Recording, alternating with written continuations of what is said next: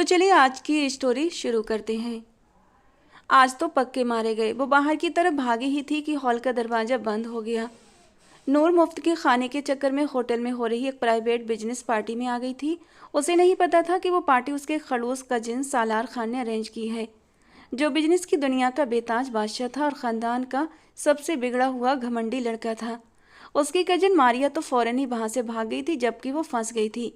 सालार उसे लेकर स्टेज पर आकर खड़ा हुआ। लेडीज़ एंड जेंटलमैन, आज मैं आपको एक स्पेशल गेस्ट से मिलवाना चाहता हूँ। इनसे मिलिए, ये है मेरी वाइफ मिसेज नूर सालार खान। ये क्या बकवास है? नूर धीरे से गुर्राई थी। वो भी उसके कान के पास होंठ लाकर धीरे से फुसफुसाया। अभी तो शुरुआत है, देखती जाओ आगे आगे क्या करता हूँ। बहुत बड़ी गलती कर दी तुमने इस तरह मेरी बिजनेस मीटिंग में आकर। अभी तो तुम्हें सिर्फ अपनी वाइफ बनाया है, वाइफ वाला हक भी आज की रात निभाऊंगा। उसकी आंखें उस वक्त फटी की फटी रह गईं जब सालार वहां से लौटते ही उसे जबरदस्ती कमरे में ले गए और शर्ट के बटन खोलते हुए। वो इंसान के नाम पर एक जालिम दरिंदा है, जिससे पहले के ज़माने के लोग अपने बच्चों को डराया करते थे कि शाम के बाद घर से बाहर मत निकलना, वरना एक दरिंदा तुम्हें उठा कर ले जाएगा। तुम्हारा भाई ना बस वही दरिंदा है। हर बार की तरह आज भी नूर पूरे जोर शोर से सालार खान की शान में तारीफ कर रही थी। यार बस कर जाओ, मेरे भाई इतने भी बुरे नहीं हैं। सालार चूंकि मारिया का भाई था, इसी वजह से वो फौरन ही नाराज हो गई थी।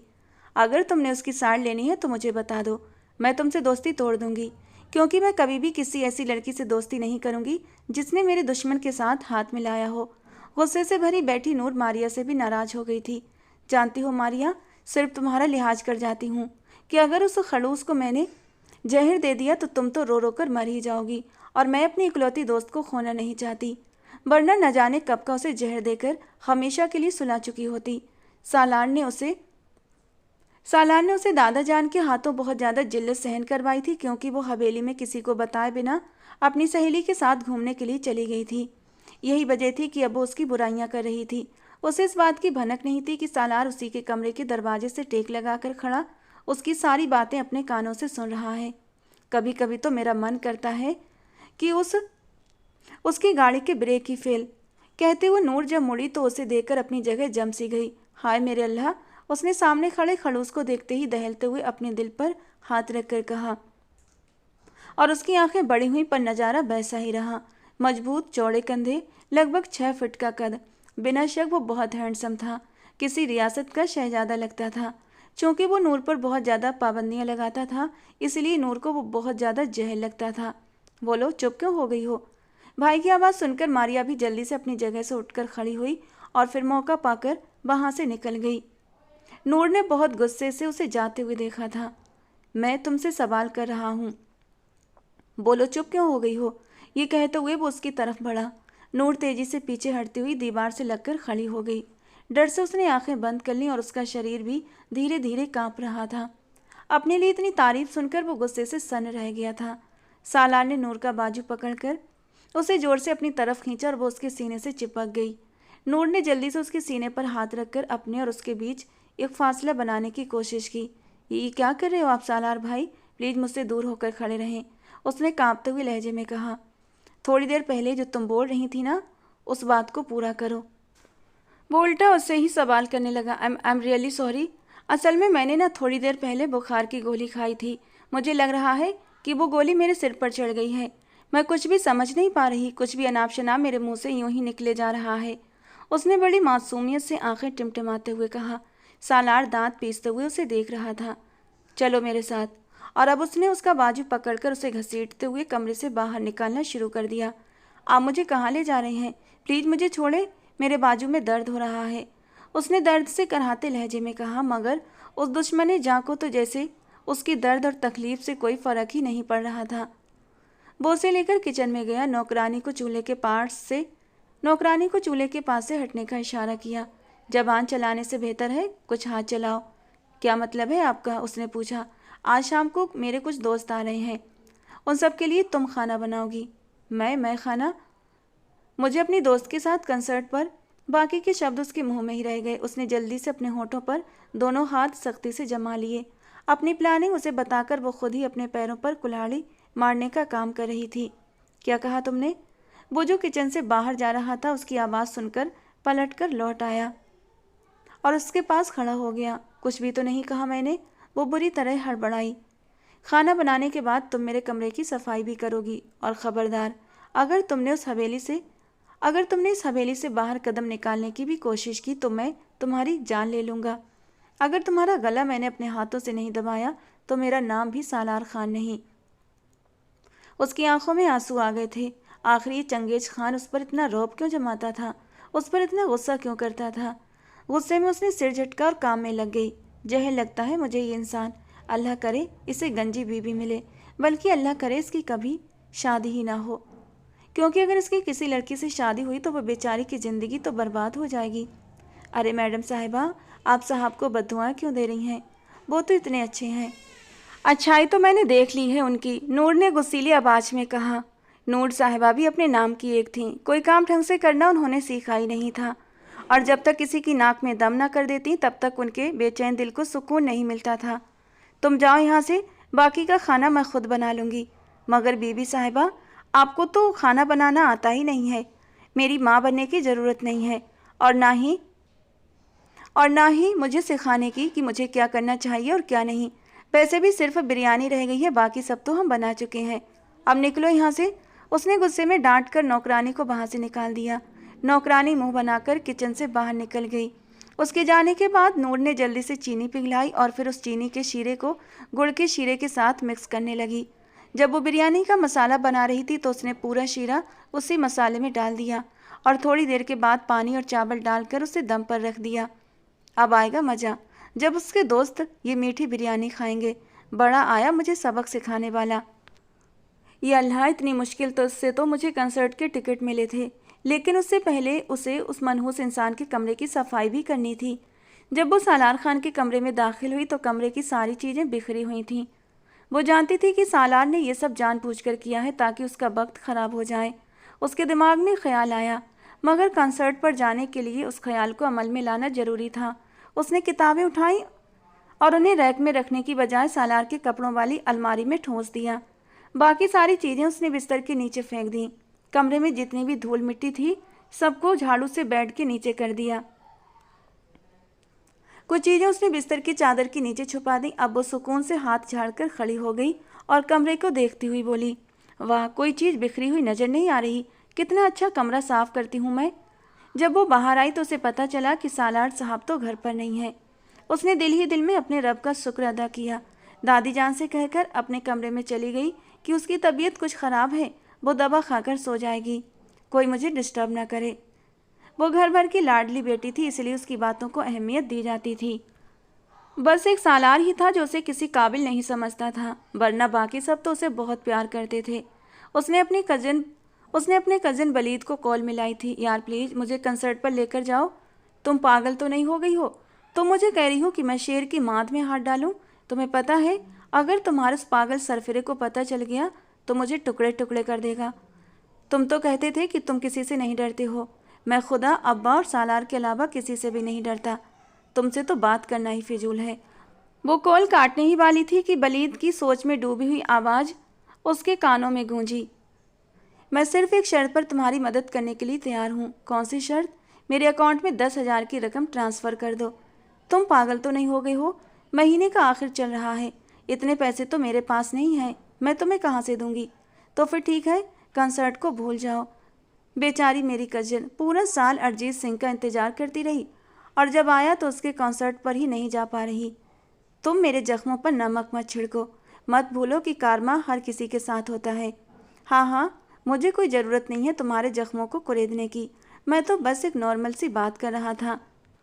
तुम्हें ऑफ़र भी दे रहा था, अगर तुम मेरी ऑफ़र स्वीकार कर लो तो बताओ, मैं तुम्हें अपने साथ ले जाऊंगा। काफ़ी देर सोचने के बाद उसने हामी भर ली। ठीक है, मैं तुम्हें 10,000 भेज दूंगी अभी, और इसी वक्त मेरे अकाउंट में ट्रांसफ़र करो। जब रात के वक्त तुम मुझे लेने आओगे तुम्हारे सामने तुम्हारे अकाउंट में पैसे भेजूंगी। इस तरह से दोनों का भरोसा बना रहेगा। क्या पता तुम मुझसे पैसे ले लो और मुझे लेकर ही ना जाओ। तुम बहुत ही चतुर नार हो। ठीक है, मैं तुम्हें कंसर्ट पर ले जाऊंगा, लेकिन अगर वहाँ पर कुछ हुआ या फिर तुम्हारा वो खड़ूस वहाँ पर आ गया, तुम्हारे साथ कोई भी हादसा हो गया तो उसका जिम्मेदार मैं नहीं होऊंगा। हाँ, मुझे मंजूर है। अब वो संतोष से अपने बिस्तर पर लेट गई, मगर उसे टेंशन हो रही थी कि अगर उसके कंसर्ट पर जाने से पहले ही वो चंगेज़ खान वापस आ गया और उसने उसके कमरे की हालत देख ली तो वो उसे जान से मार देगा। नहीं नूर बीबी, तुमने किसी से डरना नहीं है। उसने अपने चेहरे को थपका और ख़ुद को तसल्ली देने की कोशिश की। तुम एक बहुत बहादुर लड़की हो, बस सालार से थोड़ा सा डर जाती हो। ये कहकर वो बच्चों की तरह जोर से अपने बिस्तर पर पैरों से ठप्पे मारने लगी। हाय मेरे अल्लाह, ये क्यों? ये कैसी सज़ा मेरी ज़िंदगी में शामिल कर दी है आपने। इतनी पाबंदियां तो माँ बाप भी मुझ पर नहीं लगाते जितनी पाबंदियां वो जालिम इंसान मुझ पर लगाता है। कसम से मेरी ज़िंदगी ही अजाब बन गई है। रात के वक्त वो बहुत ही सावधान अंदाज में पिछला दरवाज़ा खोलकर हवेली से बाहर निकली। उसने अपनी कजन को अपने कमरे में ठहरा दिया था और बिस्तर पर ऐसा सिस्टम बनाया कि अगर कोई दरवाजे पर खड़ा होकर देखे तो यही लगे कि बिस्तर पर कोई लड़की सो रही है। उसने सारे तकिए और सारी चादरें इकट्ठा करके बिस्तर पर रख दी थीं और ऊपर एक बड़ी सी रजाई डाल दी। जब वो कमरे से बाहर निकल रही थी तब उसकी कजन ने परेशान होकर उसका हाथ पकड़ा था। यार मुझे तो खुद डर लग रहा है। अगर सालार भाई आकर तुम्हें चेक करें तो वो क्यों मुझे चेक करेगा? उसकी इतनी हिम्मत भी नहीं। वैसे भी ये लड़कियों का कमरा है और लड़कियों के कमरे में हवेली के लड़कों को दाखिल होने की इजाज़त नहीं होती। अगर वो मेरे बारे में पूछे तो कह देना तबीयत ख़राब है और वो सो रही है। ठीक है? हाँ ठीक है, मैं ऐसा बोल तो दूंगी, लेकिन लेकिन वेकिन कुछ भी नहीं। जब वो बाहर आई तो वलीद सामने ही अपनी गाड़ी के साथ टिक कर खड़ा था। जल्दी से पैसे मेरे अकाउंट में ट्रांसफ़र करो। उसने उसके सामने पैसे ट्रांसफ़र करने का नाटक किया और एक स्क्रीनशॉट उसे दिखा दिया। दरअसल ये 10,000 की रकम उसने कुछ समय पहले ही वलीद को भेजी थी। तब उसे ज़रूरत की कुछ चीज़ें मंगवानी थी और आज भी उसने वही स्क्रीनशॉट वलीद को दिखाया था। वो उसके साथ धोखा कर रही थी, इसलिए दिल ही दिल में डर भी रही थी कि अगर वलीद ने डेट देख ली तो समस्या हो जाएगी। मगर वो तो बस 10,000 की रकम अपने अकाउंट में ट्रांसफ़र होती देखकर ही खुश हो गया था। ठीक है, अब बैठो गाड़ी में। उसने अपने मोबाइल को चेक करने की भी जहमत नहीं की थी। पहली बार वो उस लड़की पर अंधा भरोसा कर रहा था। बल्कि ये कहा जाए कि पहली बार वो अपने पैरों पर कुल्हाड़ी मार रहा था, तो इसमें भी कुछ गलत नहीं होगा। रात के 11 बजे का समय था जब सालार अपने कमरे में दाखिल हुआ। आज वो अपने दोस्तों के सामने बहुत ज़्यादा शर्मिंदा हुआ था क्योंकि उसकी कजन ने मीठी बिरयानी बनाई थी। उसने नौकरानी को भी खूब डांटा था कि तुम्हें उस लड़की को अकेला नहीं छोड़ना चाहिए था। तुम्हें पता है ना, उस लड़की के दिमाग में हमेशा कोई ना कोई शरारत चलती रहती है। उसे ऑफिस का एक काम याद आ गया था, इसी वजह से उसे हवेली से बाहर जाना पड़ा था, वरना उसका इरादा तो हवेली में ही रुकने का था। मगर मोहतरमा ने उसकी गैर मौजूदगी का फ़ायदा उठाया और कंसर्ट में पहुंच गई थी। अरिजीत सिंह के गानों पर ऊंची आवाज़ में होटिंग कर रही थी। जबकि दूसरी तरफ सालार जब अपने कमरे की हालत देखकर अंदर आया तो एक पल के लिए हैरान रह गया। अरे वाह, इस लड़की ने तो सच में पूरा कमरा साफ कर दिया है। लेकिन जैसे ही उसने कपड़ों की अलमारी खोली, बहुत सारी किताबें उसके पैरों पर आकर गिरीं। उस वक्त उसने स्लीपर पहने हुए थे। उसके पैर के अंगूठे का नाखून बुरी तरह जख्मी हो गया। वो दर्द से कराता हुआ 2 कदम पीछे हटकर खड़ा हुआ, अपना बैलेंस बनाकर नहीं रख सका और सीधे बिस्तर पर बैठ गया। यहाँ उसे कुछ बहुत ज़ोर से चुभा था। उसने चादर हटाई तो नीचे कुछ पिंस पड़ी हुई थीं। उस लड़की को मैं ऐसा सबक सिखाऊंगा कि ज़िंदगी भर नहीं भूलेगी, वो बड़बड़ाया।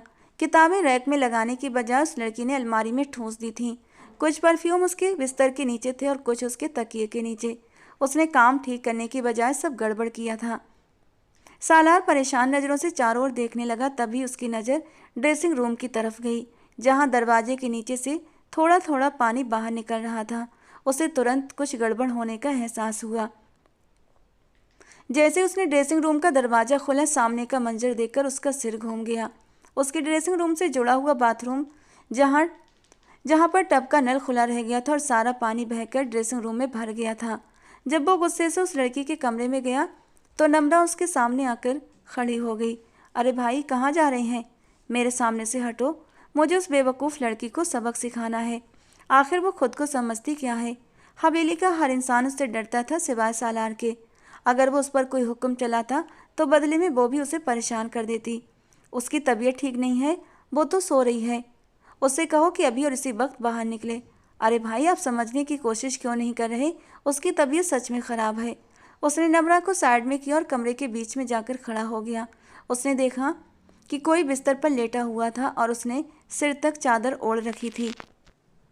भाई, उसने बहुत अजीब कपड़े पहने हैं, प्लीज आप रजाई मत हटाना, लड़की की इज्जत का सवाल है। नम्रा की बात पर सालार ने उसे घूर कर देखा था। उसे कहो कि बाहर निकले। भाई, उसने नींद की गोलियां खा ली हैं। क्या मतलब है? नम्रा को जब कुछ समझ न आया तो उसने अपनी बेचारी कजन पर एक नया इल्जाम गढ़ दिया, जो उस वक्त कंसर्ट में जोर शोर से गाने गा रही थी और हल्ला गुल्ला कर रही थी। वहीं खड़े खड़े उसने अपनी जिंदगी का सबसे बड़ा फैसला किया था और फिर कुछ सोचकर वो उसके कमरे से बाहर निकल गया। नम्रा ने भी अपने रब का लाख लाख शुक्र अदा किया था। दूसरी तरफ कंसर्ट खत्म हो चुका था। नूर की बहुत इच्छा थी कि वो अरिजीत के साथ सेल्फी ले, मगर उसे मौका ही नहीं मिल सका। क्या हुआ? मुंह क्यों बनाया हुआ है तुमने? यार, मैं बस थोड़ी सी उदास हूँ, उसने खिड़की की तरफ मुंह फेर कर दुख भरे अंदाज में कहा।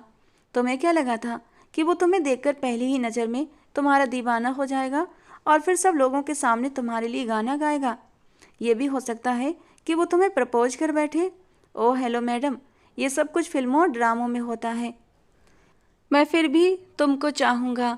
बलीद की बात को नज़रअंदाज करते हुए वो गाना गुनगुना रही थी। बलीद को उसका ये अंदाज बहुत बुरा लगा था। गाना गाने से तुम अरिजीत सिंह नहीं बन जाओगी। इंसान की शक्ल अच्छी ना हो तो कम से कम बात ही अच्छी कर लेनी चाहिए। और ज़रूरी तो नहीं कि जो कुछ फिल्मों में होता है वो इंसानी ज़िंदगी में ना हो सके। फिल्में भी तो हमारी ज़िंदगी पर ही बनती हैं। हाँ हाँ, किस्मत पर भरोसा रखो। वो दोनों एक दूसरे से बातों में बिजी थे। उन्हें अंदाजा ही नहीं हुआ कि कब उनकी गाड़ी सामने से आने वाली गाड़ी से बुरी तरह टकरा गई, और वो गाड़ी किसी और की नहीं बल्कि एक पुलिस ऑफिसर की थी।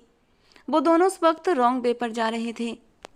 हाय मेरे अल्लाह, हम लोग मर गए क्या? अब क्या करें? करना क्या है, बस भागो यहाँ से। मगर वो तो हमारी गाड़ी का नंबर प्लेट देख लेंगे। उन्होंने गाड़ी स्टार्ट करने की कोशिश की मगर बुरी तरह नाकाम हो गए। गाड़ी खड़खड़ की आवाज़ करके फिर से रुक गई। पुलिस ऑफिसर उनकी गाड़ी की तरफ बढ़ा। उसने वलीद को गिरेबान से पकड़कर बाहर निकाला। अपने बाप की सड़क समझी हुई है क्या? और ये देख, मेरी गाड़ी का क्या हाल कर दिया तूने। और ये आधी रात को किस महबूबा को साथ लेकर घूम रहा है? तौबा तौबा, कैसी बातें कर रहे हैं आप ऑफिसर। वो अब तक गाड़ी में ही बैठी हुई थी, क्योंकि नूर उस ऑफिसर को पहचान चुकी थी। वो उसके खड़ूस कजिन सालार का दोस्त था। एक दो बार उसकी उससे मुलाकात भी हो चुकी थी, क्योंकि जब उसके पेपर होते थे सालार उसे लेने आता था और अक्सर यही पुलिस ऑफिसर उसके साथ होता था। अब तो हम पक्के पक्के मर गए। अब तो हमें उस जल्लाद के हाथों ख्वार होने से कोई भी नहीं बचा सकता, नूर ने घबरा कर कहा। ओ बीबी, अब क्या मुझे तुम्हारे लिए इनविटेशन कार्ड भेजना पड़ेगा? जल्दी से गाड़ी से नीचे उतरो, तुम्हें खातिर मदारत के लिए भी तो ले जाना पड़ेगा। जब वो गाड़ी से बाहर निकली तो नूर को देखकर ठिठक कर अपनी जगह रुक गया। I am really sorry Dilawar भाई। दिलावर ने बेचैनी से अपने पीछे खड़े हवलदार को देखा, जो सवालिया निगाहों से उसके चेहरे को देख रहा था। ओए, तू क्या यहाँ खड़ा है? अंदर जाकर बैठ, मैं इन बच्चों का मामला ठीक करके आता हूँ। तुम रात किस वक्त यहाँ क्या कर रही हो नूर? और कौन है ये? क्या तुम्हारा बॉयफ्रेंड है? तौबा तौबा करें दिलावर भाई, क्या आपको लगता है मेरा टेस्ट इतना ख़राब होगा कि मैं इस जैसे लंगूर को अपना बॉयफ्रेंड बनाऊंगी?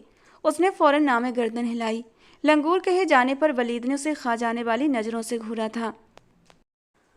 क्या सालार को इस बारे में पता है कि तुम लोग रात किस वक्त यहाँ मौजूद हो? उन्हें पता नहीं है, इसी वजह से तो हम यहाँ मौजूद हैं, वलीद ने पूरे दांत दिखाते हुए जोश में कहा। दिलावर का दिल कर रहा था कि वो उसके 32 के 32 दांत तोड़ दे, मगर अभी उसके घर का मामला था। सालार के उस पर बहुत सारे एहसान थे। सालार के बाबा की वजह से ही उसने अपनी पढ़ाई पूरी की थी और आज इस मकाम पर पहुंचा था। वो उनके साथ गद्दारी नहीं कर सकता था। ठीक है, तुम लोग घर चलो। क्या मैं तुम्हें घर छोड़ दूं? नहीं नहीं, इसकी ज़रूरत नहीं है भाई। वो बस आपसे एक छोटी सी फेवर चाहिए। वो अपनी गाड़ी की तरफ बढ़ने ही लगा था कि नूर ने मासूमियत से आंखें झपकाते हुए उसे पुकारा। तुम जानती हो कि मैं अपने दोस्त से झूठ नहीं बोल सकता। मैं तुमसे झूठ बोलने के लिए नहीं कह रही, बस आप भूल जाएं कि आज क्या हुआ है। आप भूल जाओ कि आपने हमें आधी रात के वक्त यहाँ देखा था। अगर आपने उन्हें बता दिया तो हमारा कुछ नहीं बचेगा। जवान होने से पहले ही हम लोग अल्लाह को प्यारे हो जाएंगे। तो फिर तुम लोग ऐसी हरकतें ही क्यों करते हो?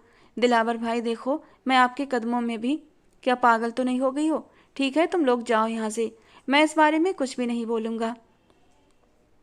वो दोनों गहरी सांस लेते एकदम से शांत हो गए थे, लेकिन जैसे उनकी गाड़ी वहाँ से निकली दिलावर ने जल्दी से मोबाइल उठाया। तुम्हें पता है कि नूर इस वक्त कहाँ है? फिलहाल तो मेरे सामने उस लड़की का नाम भी मत लो, मैं उसका कचूमर बना दूंगा। मुझे उस पर बहुत ज़्यादा गुस्सा आ रहा है। गुस्सा तो मुझे भी आ रहा है क्योंकि वो इस वक्त बलीद के साथ कंसर्ट से वापस आ रही थी और उनकी हमारी गाड़ी के साथ एक्सीडेंट हो गया था। अगर उनकी जगह वहाँ कोई और होता तो कसम से कहता हूँ मैं उन्हें जेल की सलाखों के पीछे कर देता। तुम तो जानते हो ना कि मैं कानून के मामले में कितना सख्त हूँ। मैंने सिर्फ और सिर्फ तुम्हारा लिहाज रखा है। तुम क्या कह रहे हो? मैं सच कह रहा हूँ सालार, यहाँ पर सीसीटीवी भी कैमरे लगे हुए हैं। थोड़ी ही देर में मैं तुम्हें उन कैमरों की फुटेज भी भेज दूंगा, तब तुम्हें यकीन आ जाएगा कि वो अभी कहाँ पर है। शायद अब वो घर वापस आ रहे हैं। तुम देखो अब उनके साथ में क्या करता हूँ। क्या तुम्हें यकीन है कि वो हमारी शिकायत नहीं लगाएगा? हाँ बिल्कुल, दिलावर भाई मेरे अपने सगे भाइयों जैसे हैं, और अगर उन्होंने मेरी शिकायत लगाई तो मैं सब लोगों के सामने उनका पोल खोल दूंगी। उनकी कुछ लड़कियों के साथ चक्कर चल रहे हैं, उनमें से एक लड़की मेरी सहेली भी है। मैं अपनी सहेली को दिलावर भाई की हकीकत बता दूंगी और इस तरह उनका ब्रेकअप हो जाएगा। वो दाहिने हाथ से उसके कंधे पर जोर से मारते हुए हंसकर बोली, वाह क्या ज़बरदस्त प्लानिंग है। वैसे बहुत जल्द ही प्लानिंग फ्लॉप होने वाली है। तुम तो चुप ही रहो। गाड़ी हवेली के सामने आकर रुकी। या अल्लाह, ये अभी तक सोए क्यों नहीं? हवेली की सारी लाइटें जल रही थीं। क्या पता तुम्हारा इंतजार कर रहे हो? क्या पता उनका इरादा हो कि तुम्हारा स्वागत करने के बाद ही सुकून से सोएंगे। प्लीज़ यार मुझे डराओ मत। उसने दिमाग पर जोर डालना चाहा तो अचानक उसे याद आया, अरे यार आज तो मेरी सालगिरह है। मैं भी कब से तुम्हें यही याद दिला रहा था। खैर जो भी हो, हैप्पी बर्थडे टू यू। अब मैं यहाँ से जा रहा हूँ। मेरा नाम मत लेना क्योंकि उसका कोई फ़ायदा नहीं होगा, मैं मुकर जाऊँगा। ये कहकर उसने गाड़ी आगे बढ़ा दी। पहले उसने सोचा कि वो मेन दरवाजे से अंदर जाएगी, लेकिन फिर दीवार फांदने का इरादा किया। जैसे ही दीवार फांद कर हवेली में दाखिल हुई तो सामने खड़े उस जल्लाद को देखकर उसे लगा कि ज़मीन उसके कदमों के नीचे से खिसक गई है। उसने अपनी आंखें मली मगर मंजर नहीं बदला। सब कुछ जस का तस था। मुझे लगता है मैंने कोई डरावना ख्वाब देख लिया है, उसने आंखें झपकते हुए कहा। यह तो अभी कुछ भी नहीं है, डरावना ख्वाब तो अब शुरू होगा, उसने ठंडे शब्दों में कहा। वो मजबूत कदमों से उसकी तरफ बढ़ा। क्या समझाया था मैंने तुम्हें? उसने जोर से दीवार पर हाथ मारा। वो डर के मारे आंखें बंद कर गई, उसके होंठ कांप रहे थे। तुम जानती हो ना आजकल शहर के हालात कितने ख़राब हैं। रोज़ाना लड़कियों के साथ हादसे हो रहे हैं। हाँ मगर मैं बलीद के साथ गई थी।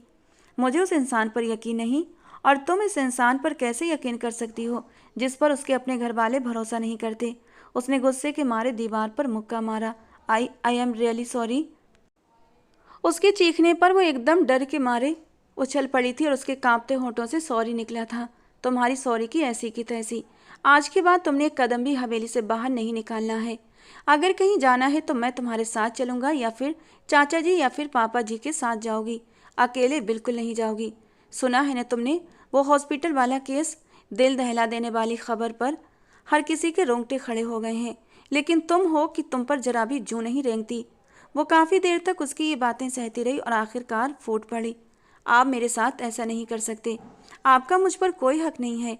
जब मेरे मम्मा पापा जिंदा हैं तो आप कौन होते हैं मुझ पर पाबंदियां लगाने वाले? अगर मेरी माँ को मेरी हरकतों से कोई समस्या नहीं तो आपको भी परेशानी नहीं होनी चाहिए। और उसकी हिम्मत पर वो दंग रह गया। तुम्हें पता है कि तुम क्या कह रही हो और किससे बात कर रही हो? उसने आंखों में आग लिए कहा। आवाज़ कांप रही थी मगर बोल तेज और साफ थे।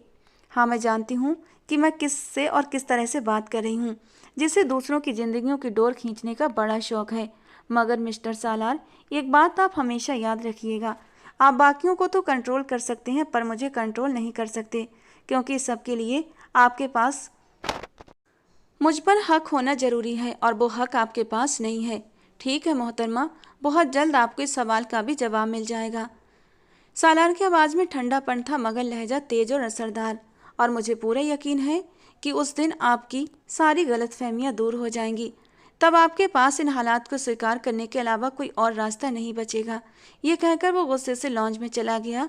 उसकी सालगिरह थी लेकिन किसी को याद नहीं था। किसी ने उसे विश करने की जहमत तक नहीं उठाई थी। वो गुस्से से बड़बड़ाई, देखती हूँ मैं कैसे मुझे घर के अंदर कैद करता है। जहाँ मेरा दिल चाहेगा वहीं जाऊंगी। मैं किसी से नहीं डरती, मेरी जिंदगी है और मैं जैसे चाहूँ वैसे जीऊँगी। इतना कहकर वो बिस्तर पर जा लेटी और थोड़ी ही देर में गहरी नींद में चली गई। शायद वो ये भूल चुकी थी कि सालार जैसा इंसान जो कुछ कहता है उसे सच में करके भी दिखाता है। अगली सुबह जब वो फ्रेश होकर कमरे से बाहर निकलने लगी तो दरवाजा बाहर से बंद था। उसने घबराकर जोर जोर से हैंडल घुमाया मगर दरवाजा नहीं खुला। झल्लाकर उसने मोबाइल उठा और अपनी मम्मा को कॉल मिलाई। दूसरी तरफ से सख्त और ठंडी आवाज़ आई, जो हरकत तुमने की है ना, उसके बाद मैं किसी को मुंह दिखाने के काबिल नहीं रही हूँ। पहले ही तुमने मुझे पूरे ख़ानदान के सामने शर्मिंदा कर दिया है। अब मैं तुम्हारे बारे में कोई रिस्क नहीं ले सकती। जब तक तुम्हारे सिर पर चढ़ा घमंड नहीं उतरता और जब तक तुम सालार से हाथ जोड़कर माफ़ी नहीं मांगती, तब तक मैं तुम्हें कमरे से बाहर नहीं निकालूंगी। उससे माफ़ी मांगूं? माय फुट, वो चीख पड़ी। आंखों में आग और होठों पर जिद थी। मैं मर जाऊंगी मगर उसके आगे कभी नहीं झुकूंगी। अपनी जान की बाजी लगा दूंगी पर उस इंसान से माफ़ी नहीं मांगूंगी। उसने गुस्से से फ़ोन पटक दिया। उसकी मम्मी ने भी गुस्से में कॉल काट दी थी। वो दोनों हाथों से सिर थामे बैठी थी। ये कैसी ज्यादती है? आखिर कोई अपनी ही औलाद को एक घटिया इंसान की वजह से कमरे में कैसे बंद कर सकता है? उसने नम्रा को कॉल की मगर नम्रा ने भी माफ़ी मांग ली। देख यार, मैं इस मामले में तेरी मदद नहीं कर सकती। बलीद तो पहले ही बहुत गुस्से में था। तूने रात को उसे उल्लू बना दिया था। उसके अकाउंट में पैसे ही नहीं गए थे। सुबह जब उसने बैलेंस चेक किया तो अकाउंट में 0 था। पूरा दिन यूं ही बीत गया। कभी वो कोई नॉवल पढ़ती, कभी थक कर सो जाती, कभी मोबाइल चलाती तो कभी लैपटॉप पर खोलकर कोई मूवी देखने लगती। खुदा का शुक्र था ये चीज़ें उससे नहीं छीनी गई थीं, वरना तो वो जिंदा रहते हुए भी मर जाती। पूरा दिन सोने की वजह से अब उसे रात में नींद नहीं आ रही थी। बाहर से उसके कजनों की हंसी खेल की आवाज़ें आ रही थीं। सारे कजन लॉन में इकट्ठे बैठे लूडो खेल रहे थे। बार बार उसके दिल में हलचल उठती। वो भी उनके साथ जाकर खेलना चाहती थी। क्या करूं? क्या मैं उसे माफ़ी मांग लूं? पर मैं उसके सामने कैसे झुक सकती हूँ? ऐ मेरे अल्लाह, मेरी मदद कर। लगभग 2 घंटे इस फैसले पर सोच विचार के बाद उसने अपना मोबाइल उठाया और अपनी अम्मी से कहा कि वो सालार से माफ़ी मांगेगी और वादा करती है वो फिर कभी ऐसी हरकत नहीं करेगी। पर प्लीज़ उसे कमरे से बाहर निकाल दीजिए वरना वो पागल हो जाएगी। दादी जान सुबह से अपनी पोती को नहीं देख रही थी और बहुत परेशान थी। अम्मा बेगम के साथ वो सालार के कमरे में गई। आई एम रियली सॉरी सालार भाई। कोई बात नहीं, फिर ऐसी हरकत मत करना वरना अगली बार माफ़ी नहीं मिलेगी बल्कि सज़ा मिलेगी। हर बार यही कहते हैं कि सज़ा देंगे। उसकी अम्मी ने सख्ती से कहा, अगली बार मैं तुम्हारी एक नहीं सुनूंगी। अम्मी, आपने उसे इतना सर क्यों चढ़ाया हुआ है? आप उसे मुझसे ज़्यादा अहमियत क्यों देती हैं? मैं आपकी सगी बेटी हूँ ना। कहीं ऐसा तो नहीं कि आपने मुझे किसी कचरे के ढेर से उठाया हो? आखिरकार तुम्हें ये सारी फिजूल बातें करने से क्या मिलता है? ज़्यादा तो कुछ नहीं, बस दिल को थोड़ा सा सुकून मिलता है। वो कहकर हंसती हुई लॉन में चली गई और अपनी कजिन्स के साथ लूडो खेलने लगी।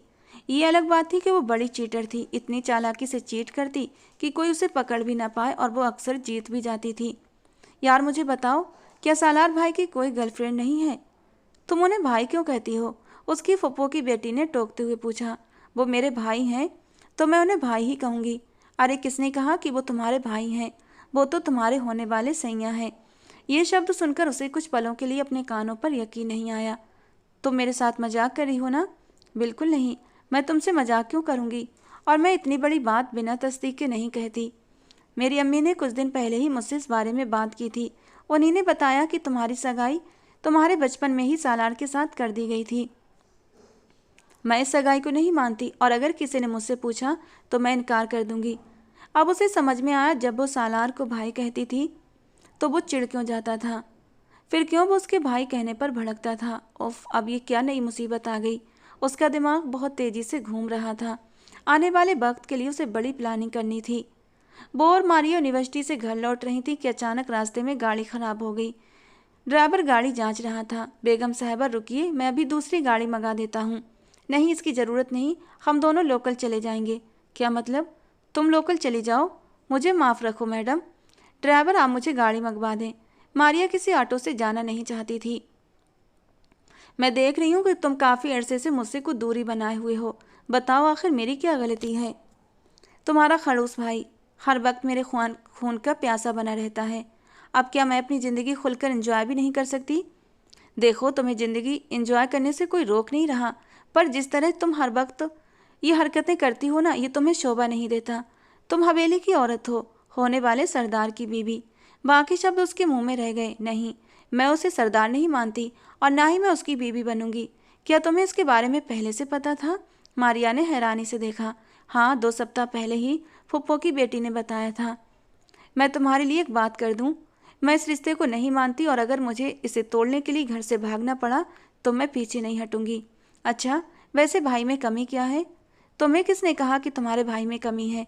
उसमें कमी नहीं, ज्यादती है हर चीज की, गुस्से की, पागलपन की, और वो तो पूरा साइको है, एक नफसियाती इंसान।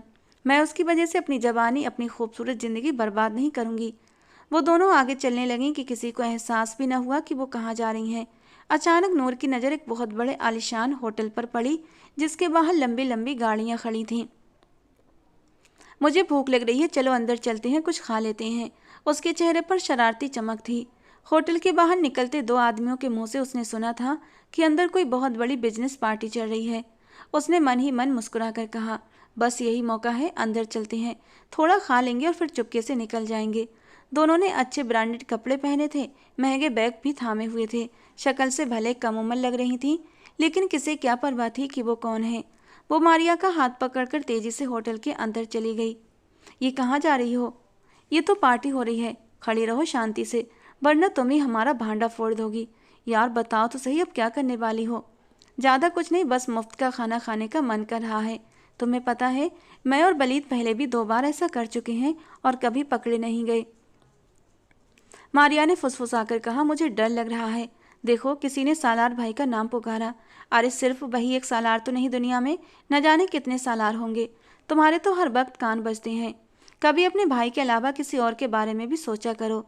मारिया खामोश हो गई। उसने मोबाइल निकाला तो घर से कई मिस कॉल आई हुई थी। उससे टेंशन हो रही थी, लेकिन सामने खड़ी लड़की को जैसे किसी चीज़ की परवाह नहीं थी। मारिया ने गहरी सांस लेकर कहा, कभी कभी मुझे दादी की बातें सच लगती हैं। तुम बहुत ढीठ हो गई हो, तुम्हें किसी बात की परवाह नहीं, किसी का लिहाज नहीं, न जाने तुम्हारा क्या होगा। नूर ने ठंडी मुस्कान के साथ कहा, मेरी फिक्र करने से अच्छा है कि सब अपने अपने गिरेबान में झांके। मैं वो लड़की हूँ जिसे उसकी माँ ने भी कभी तवज्जो नहीं दी।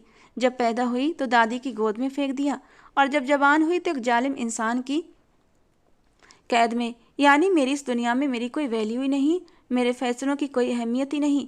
नूर के लहजे में नफरत समाई हुई थी। पिछले कुछ दिनों से उसने इस बात पर खूब सोचा था। वो अपने पापा की सबसे छोटी बेटी थी, जबकि सालार के बाबा घर के सबसे बड़े भाई थे। नूर की अम्मा पहले बिजनेस के कामों में खोई रहती, जब उन्होंने रिटायरमेंट लिया तो घर के कामों में लग गईं। उन्होंने बहुत से एनजीओज ज्वाइन कर रखी थीं। अपनी बेटी के लिए उनके पास बिल्कुल भी वक्त नहीं रहता था।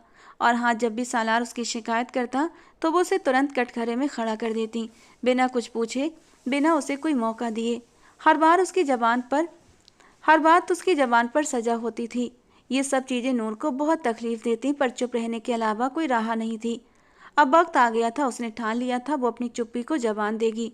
देखो, मुझे लगता है मैंने कुछ गलत देख लिया है, मारिया ने कांपते हुए कहा। कि क्या देखा, मुझे भी तो दिखाओ, नूर ने तीखे स्वर में कहा। पर जैसे उन्होंने निगाहें उठाई वो दोनों हैरानी से सन्न रह गईं। क्या हम वही देख रहे हैं? हाँ, हम वही देख रहे हैं। अब क्या इरादा है? भागो यहाँ से। वो दोनों उल्टे कदम चल पड़ी। मारिया दरवाजे से बाहर निकली, पर नूर बाहर निकलती कि तभी बाहरी दरवाजा बंद हो गया। उसका सिर जोर से दरवाजे से टकराया। वजह यह थी कि सालार ने वहां खड़े गार्ड को हिदायत दे दी थी। कई लोगों ने एक साथ उनकी तरफ उठकर देखा। वो अपनी नाक पकड़कर वहीं जमीन पर बैठ गई। मेरी नाक की हड्डी टूट गई। अभी तो बहुत कुछ टूटेगा तुम्हारा। एक भारी मर्दाना आवाज़ उसके बेहद पास से गूंजी। उठो यहाँ से। नहीं, मैं तुम्हारे साथ नहीं जाऊंगी। उसने डर से इनकार में गर्दन हिलाई। तुमसे पूछा नहीं, बल्कि तुम्हें आदेश दे रहा हूँ, यहाँ पर किसी भी तरह का तमाशा मत करना, वरना। वो धमकी देते देते रुक गया। वो सन्न होती अपनी जगह से खड़ी हुई। चलो मेरे साथ, उसने घमंडी अंदाज में कहा। मुझे तुम्हारे साथ कहीं भी नहीं जाना, मुझे घर जाना है। प्लीज़ सालार भाई, मुझे माफ़ कर दो। पहली बात तो ये कि मैं तुम्हारा भाई नहीं हूँ, और दूसरी बात, माफ़ी मेरी डिक्शनरी में होती नहीं। जो गलती करता है उसे गलती की सज़ा भोगनी पड़ती है।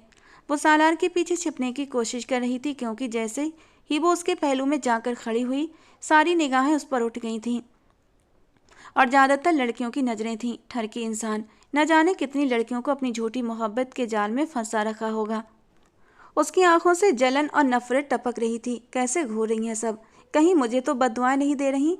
कोई इनको बताए कि मेरा इस इंसान से कोई चक्कर नहीं। इस जैसे खड़ूस आदमी को सारी दुनिया मुबारक हो। मुझे नहीं चाहिए ऐसा इंसान। सच में घर की मुर्गी दाल बराबर। उस पर बिल्कुल फिट बैठता था। उसे तो वो इंसान मुफ्त में मिला था, इसलिए उसे उसकी कोई कदर नहीं थी।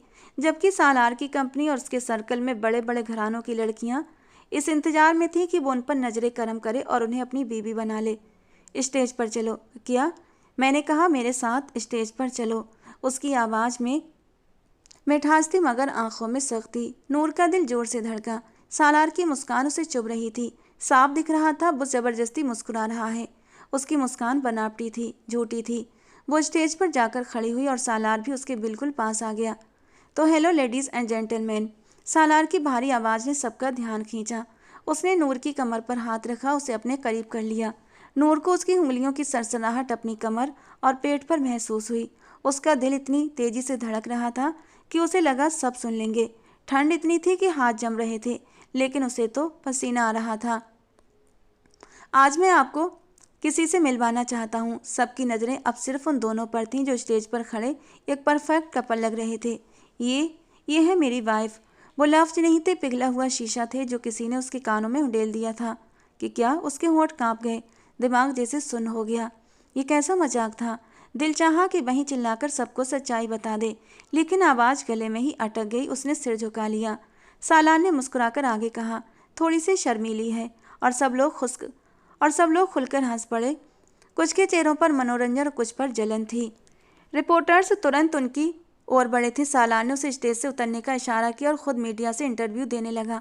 आखिर वो एक बहुत बड़ी कंपनी का मालिक था। नूर ने बाहर निकलने की कोशिश की पर नाकाम रही। या अल्लाह, मैं क्या करूं? मैं कैसी मुसीबत में फंस गई हूं। उसकी सांसें उखड़ने लगीं, दिल जैसे सीने में फटने को था। वो तो सोच भी नहीं सकती थी कि कभी इस इंसान का नाम अपनी ज़िंदगी से जोड़ेगी, और अब वो सबके सामने उसे अपनी वाइफ कहलाकर खड़ा कर चुका था। सालार जब इंटरव्यू देकर लौटा तो सीधा उसके पास आया। तुमने खाना नहीं खाया? वो हल्का सा उसके चेहरे के करीब झुककर दिलफरेब अंदाज में बोला। क्या हुआ डार्लिंग? और वो बस उसे देखती रह गई। फिर कांपती आवाज़ में बोली, मैं आपसे नफरत करती हूँ। आप सोच भी नहीं सकते मुझे आपसे कितनी ज़्यादा नफरत है। सालार के चेहरे पर एक ठंडी सी मुस्कान आई। मुझे भी तुमसे मोहब्बत नहीं है। ये मत समझना कि मैं तुम्हारे इश्क में गिरफ्तार हो गया हूँ और इसीलिए सबको हमारे रिश्ते के बारे में बताया है। नहीं, ये तो बस शुरुआत है। आगे आगे देखो तुम्हारे साथ होता क्या है। उसका लहजा जहर में डूबा हुआ था। जब जब मैंने तुम्हें किसी चीज़ से मना किया, तुमने उल्टा मुझसे आंखें दिखाई। अब मेरा बदला लेने का वक्त आ गया है। अपने आप को दिमागी तौर पर तैयार कर लो, कहीं ऐसी मुश्किल का सामना न करना पड़े जिसके लिए तुम पहले से तैयार न हो। वो पीछे हटने लगी तो सालार ने मुस्कुराते हुए कहा, चलो अब घर चलते हैं डार्लिंग, बहुत देर हो गई। मम्मी पापा परेशान हो रहे होंगे। वो उसकी कमर में हाथ डालने ही वाला था कि नूर ने झटके से उसका हाथ झटक दिया। अगले ही पल सालार ने उसकी बांह जोर से भींच ली। आज तो माफ़ कर दूंगा, लेकिन दोबारा ऐसी गलती मत करना। उसकी पकड़ इतनी मजबूत थी कि नूर का दिल कांप उठा। आंसू लगातार बह रहे थे, लेकिन उसके पहलू में चलता वो ठंडे चेहरे वाला आदमी जैसे किसी चीज़ की परवाह नहीं करता था। हवेली पहुंचते ही सालार ने सबके सामने ऐलान कर दिया कि मैं निकाह और रुखसती एक साथ करना चाहता हूँ। सबके चेहरों पर हैरानी फैल गई।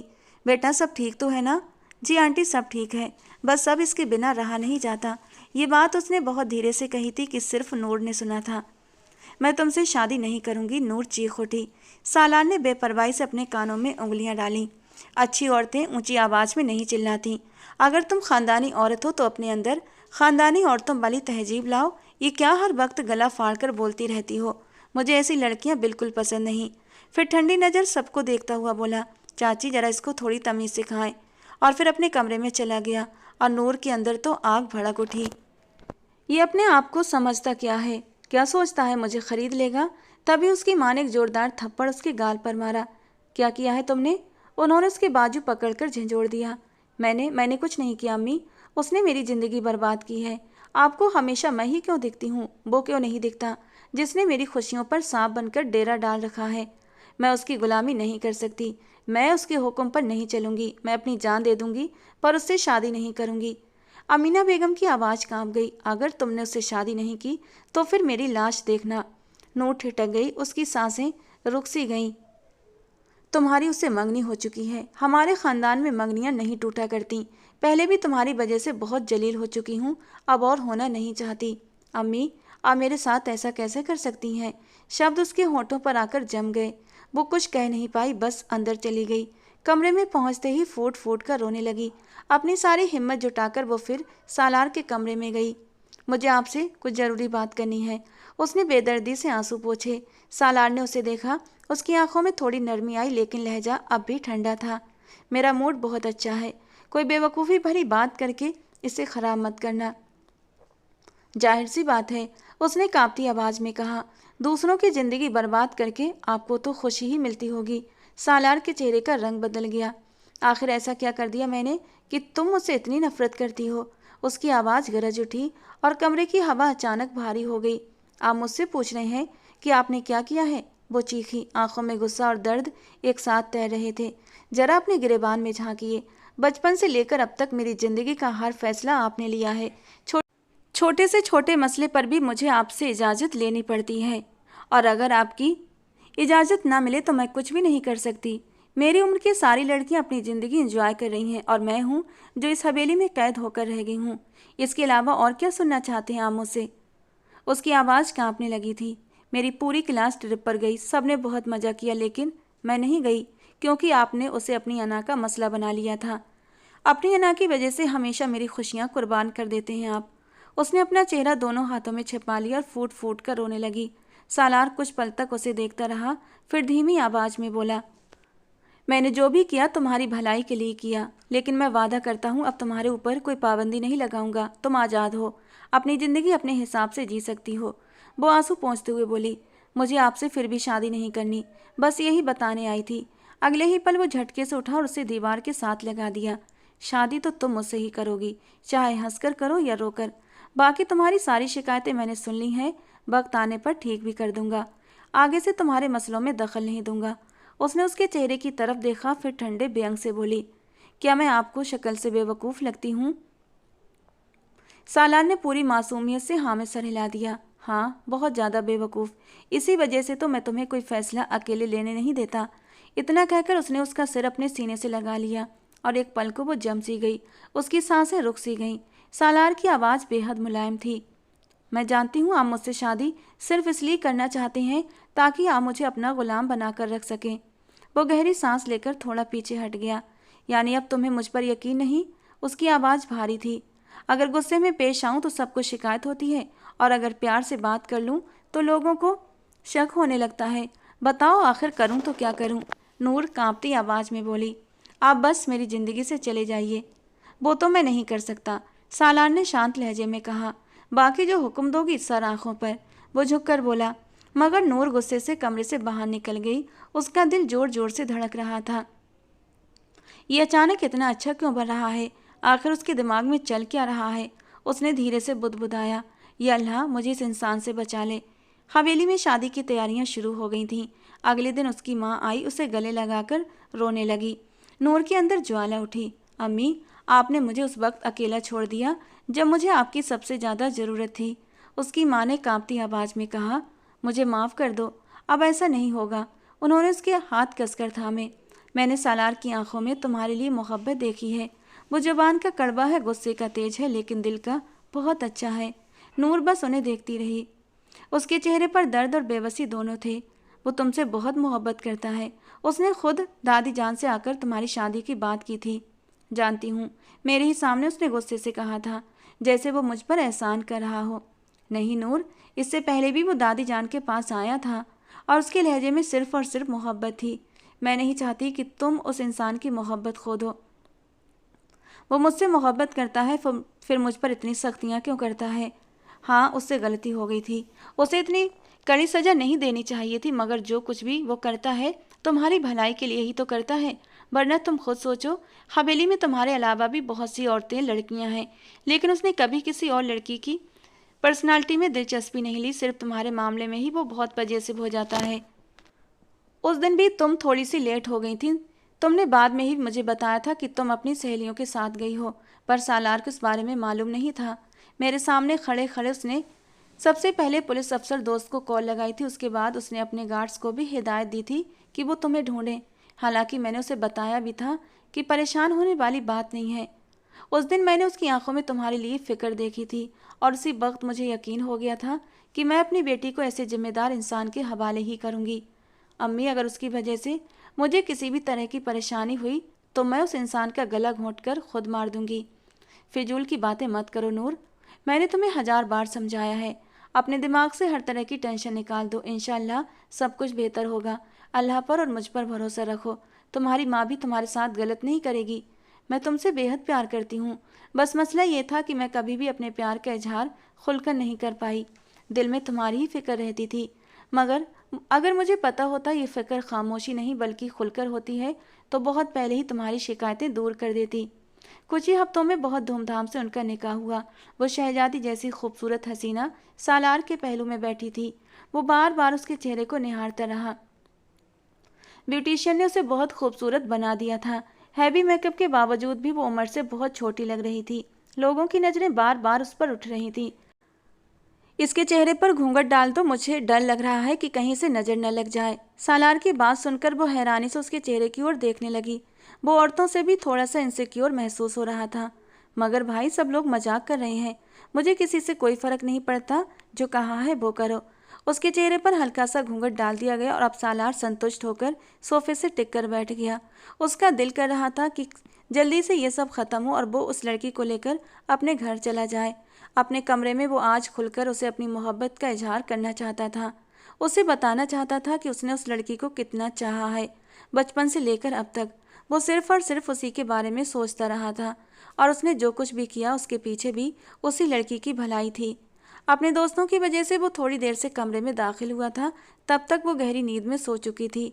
वो उसके पास बैठ गया और उसके चेहरे को गौर से देखता रहा। लगभग 1 घंटा गुजर चुका था जब वो जागी। आप कब वापस आए? उसने कांपती आवाज में पूछा। पता नहीं, शायद थोड़ी ही देर हुई है। उसने अपने हाथों से अपने बालों को सेट किया था। वो अपनी उंगलियां चटकाने लगी। जब सालार ने उसका हाथ थाम लिया तो उसने झट से गर्दन झुका ली। आई एम रियली सॉरी, मैंने जाने अनजाने तुम्हारा दिल दुखाया। उसने सबसे पहले अपने व्यवहार की माफ़ी मांगी। और आई रियली लव यू, मैं तुमसे बहुत मोहब्बत करता हूँ नूर। तुम मेरी ज़िंदगी का कीमती सरमाया हो जिसे मैं किसी भी कीमत पर खो नहीं सकता। मुझे पता है कि अभी ये सब तुम स्वीकार नहीं कर पाओगी, थोड़ा मुश्किल है, लेकिन मैं तुम्हें वक्त देना चाहता हूँ। जितना वक्त मांगोगी उतना दूंगा और तुम्हारी इजाज़त से ही तुम्हारे करीब आऊँगा। वो उसके पास से उठकर जाने ही लगा कि नूर ने मजबूती से उसका बाजू पकड़ लिया और फिर शर्मीले अंदाज से मुस्कुरा दी। वो अब खुद को उसके हवाले करने को तैयार थी, क्योंकि एक दिन जब उसने ताईजान की इजाज़त से सालार का कमरा साफ किया था, उसे वहाँ एक डायरी मिली थी जिसमें उसने अपने दिल की सारी बातें लिखी थीं। हर पन्ने पर उसी का नाम था। उसके अलावा बहुत सी यादें और तस्वीरें भी थीं। वो सच में उसके लिए अनमोल थी। सालार का जो गुस्सा था अब उसे ही कम करना था, थोड़ा सा समझौता भी करना था। नूर को इन सब बातों से कोई परेशानी नहीं थी।